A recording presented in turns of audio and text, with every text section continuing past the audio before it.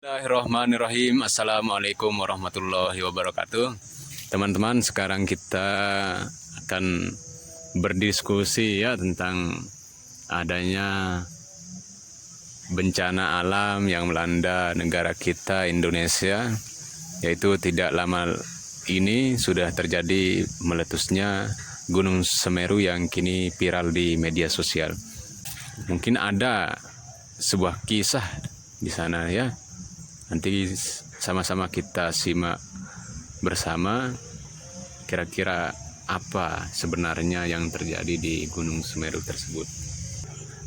Di sana ada salah seorang ulama ya yang kita kenal sekali, yaitu Al-Maghfurullah Maulana Syekh. Itu di media sosial pernah saya lihat postingannya. Nah, di sana ada wasiat renungan masa tentang ada kata-kata Semerunya di sana. Bagaimana itu, Ustadz? Baik, jadi mengenai wasiat renungan masa yang ditulis oleh Al-Maghfurullah Maulana Syekh Zainuddin Abdul Majid, memang di dalam wasiat beliau mencantumkan di sana empat bait syair ya yang berkaitan dengan Gunung Semeru itu. Beliau mengatakan di sana setelah Anbar. Ini berkaitan sekali dengan masalah meletusnya Gunung Semeru itu. Beliau menyebut di sana mengenai meletusnya Gunung Semeru. Apa yang beliau katakan? Setelah Anbar ninggalkan Semeru, gunung bergoncang di saat itu. Akhirnya keluar lahar melulu, hampir terganggu cemara Siwu. Nah, jadi menurut yang saya fahami dari apa yang beliau tulis di wasiat renungan masa beliau ini, jadi wasiat renungan masa itu adalah sebuah wasiat karangan beliau yang di sana bahasanya bercampur ya. Bahasa Arab, bahasa Sasak, dan bahasa Indonesia tercampur di sana. Di bait syair yang barusan kita dengar, yang sudah saya baca barusan, di sana terkandung terdapat dua bahasa, bahasa Arab dan bahasa Indonesia. Mana bahasa Arabnya? Anbar. Jadi Anbar dalam bahasa Arab berarti wewangian yang sangat harum baunya, ya. Makanya di sana dikatakan setelah Anbar ninggalkan Semeru. Apa maksud Ambar? Beliau mengisyaratkan ini. Anbar ini adalah dinisbatkan yang beliau gelarkan kepada seseorang. Anbar ini beliau gelarkan kepada seseorang yang orang ini adalah orang baik-baik, orang soleh, orang yang nyambung keturunannya dengan baginda Nabi Shallallahu Alaihi Wasallam. Sebagaimana Nabi merupakan wangian yang mengalahkan, Nabi itu ibarat wewangian yang sangat harum, melebihi wangi-wangian yang ada. Sebagaimana Nabi seperti itu, keturunan beliau pun seperti itu.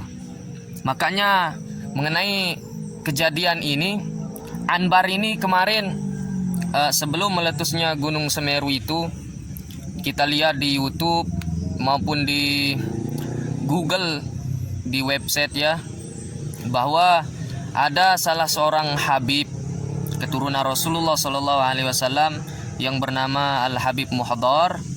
Beliau viral kemarin karena sebelum beberapa 3 hari sebelum kejadian meletusnya Gunung Semeru itu, beliau katanya diusir. Ya, beliau katanya diusir. Zaman dahulu atau bagaimana ya Habib ini diusir? Ini baru-baru ini, kemarin. Ini Habib, beliau masih hidup sekarang. Habibnya ini. Nah, jadi kemarin sebelum meletusnya Gunung Semeru itu ada kejadian yang viral ribut sekarang di YouTube ya, bahwa Al Habib Al Muhdar diusir oleh Jadi masyarakat. sekarang saya Jadi rame, coba kita lihat saja di YouTube sekarang ya, mengenai Al Habib Muhdhar yang diusir dari kampung beliau. Nah, jadi kisahnya Al Habib Muhdhar ini, beliau adalah orang yang diberi wakaf oleh salah seorang warga dulunya. Nah, setelah warga yang memberi wakaf ini meninggal dunia, adalah anaknya ini mau mengambil rumah yang sudah diwakafkan kepada Al Habib Al Muhdhar itu. Makanya akhirnya Al Habib Al Muhdhar beliau sadar, beliau tahu, beliau ya tidak mau membuat masalah meskipun itu adalah wakaf ya. Tidak boleh dia menghormati anak keturunan yang sudah iya untuk menghormati, saking mulia hati beliau keturunan Rasulullah sallallahu alaihi sebenarnya wasallam. beliau tidak mempermasalahkan ya ketika itu. Iya, tidak mempermasalahkan masalah itu. Tapi orang-orang yang saking empati lah kepada beliau itu yang menyebar berita bahwa diusir diusir. Kata-kata diusir itu. Itu diusir itu kata-kata yang apa istilahnya agak kasar. Iya. Tapi dari pengakuan beliau di YouTube itu kita lihat beliau katanya tidak diusir. Tapi itu karena beliau memang diberi wakaf dan anak pemberi wakaf itu mau mengambil. Nah, dan beliau sadar bahwa saya diberi wakaf, ini bukan milik saya. Makanya beliau lebih memilih pergi lah. Ya, lebih memilih untuk pergi meninggalkan wilayah Semeru itu. Nah, itu terjadi di bawah lereng Gunung Semeru itu ya, di desa itu. Sebelum terjadinya letusan gunung itu. Nah, 3 hari sebelum terjadinya meletus gunung itu, beliau Al Habib Al Muhdhar pindah ke desa ke tempat yang lain bersama keluarganya seperti itu. Nah, jadi inilah beliau ini seperti dikatakan tadi bahwa sebagaimana Rasulullah bagaikan wewangian yang melebihi wangian yang ada, begitu pula keturunan beliau, anak cucu beliau Al Habib Al Muhdhar. Di antara kalangan umat yang lain, keturunan Rasulullah itu Al Habib Al Muhdhar ibarat wangian yang sangat wangi. Tidak boleh kita musuhi, tidak boleh kita. Nah, seperti itu. Jadi kita harus menghormati mereka dan seperti itu kan. Itu ya yang dikatakan oleh Maulana Syekh Anbar di sana. Setelah Anbar ninggalkan Semeru. Terus yang dikoreksi ninggalkan. Apa bedanya meninggalkan, ninggalkan dan tinggalkan? Kenapa Maulana Syekh memilih kata ninggalkan, tidak memakai kata meninggalkan atau tinggalkan? Ini terdapat perbedaan ini. Kalau meninggalkan itu artinya beliau Al Habib Al Muhdhar tanpa ada apapun, beliau sendiri yang tanpa dorongan apapun, beliau yang berkeinginan untuk pergi. Sekarang ninggalkan itu ada dorongan, tapi dalam beliau tidak mempermasalahkan dorongan yang membuat beliau pergi itu. Kalau tinggalkan itu sudah kasar itu. Kasar ya. Beliau didatangi oleh masalah, kemudian beliau kesel meninggalkan itu dengan kekesalan. Maka Maulana Syekh Al-Maghfurullah Maulana Syekh memilih kata ninggalkan, tidak meninggalkan, tidak kata tinggalkan, tapi ninggalkan lebih sopan seperti itu. Nah, jadi dikatakan setelah Anbar ninggalkan Semeru, gunung bergoncang di saat itu. Nah, setelah Al Habib Al Muhdhar ini erat kaitannya dengan Al Habib Al Muhdhar ini. Karena beliau Al Habib Al Muhdhar keturunan Rasulullah sallallahu alaihi wasallam yang merupakan seorang kekasih Allah ya. Karena beliau ini orang baik-baik. Ya, tidak ada masalah dengan masyarakat. Ya, tidak ada masalah seperti itu. Orang baik, tokoh masyarakat juga. Ya, tokoh masyarakat. Disegani juga dihormati. Tapi kan itu lantaran masalah anak pemberi wakaf itu yang bermasalah lah. Ya, bermasalah mau mengambil rumah itu. Nah, seperti mungkin itu. Anaknya itu enggak tahu adat mungkin ya, karena yang namanya wakaf juga itu Ustaz harus seperti itu mungkin itulah memang sudah menjadi apa yang menjadi kehendak Allah ya. Ya. Itu pastilah terjadi lah seperti. Nah, jadi itu kisahnya ya. Nah, tapi ini kita belum selesai nih masalah anunya. Lanjutkan saja sebentar. Iya, iya. Bahwa setelah Anbar meninggalkan Semeru, nah jadi 3 hari sebelum meletusnya Gunung Semeru itu beliau pergi dari daerah sana yang sekarang tertimpa oleh musibah bencana itu, daerah itu beliau meninggalkan dan pergi ke daerah yang lain, dan sekarang sudah ada orang yang menampung beliau seperti itu, orang yang nah kemudian itu maksudnya setelah beliau pergi 3 hari setelah kepergian beliau, barulah terjadi di sana letusan gunung yang tidak pernah dikira-kira oleh siapapun juga. Inilah yang maksud oleh Maulana Syekh setelah Anbar meninggalkan. Beliau itulah Anbar, wangian yang sangat harum baunya di antara mereka-mereka yang menjadi masyarakat biasa, karena beliau adalah keturunan Rasulullah Sallallahu Alaihi Wasallam Al-Habib Al-Muhdar. Jadi baru kita memahami maksud daripada wasiat renungan masa itu ya. Nah, jadi kalau kita membaca kan sering membaca kita kurang paham ya apa maksudnya Maulana Syekh itu. Apakah yang ditulis Maulana Syekh itu adalah kisah-kisah lama? Ternyata di tahun 2021 ini lama sekali Maulana Syekh telah membuat wasiat yang seperti itu. Tapi kejadiannya baru sekarang gitu.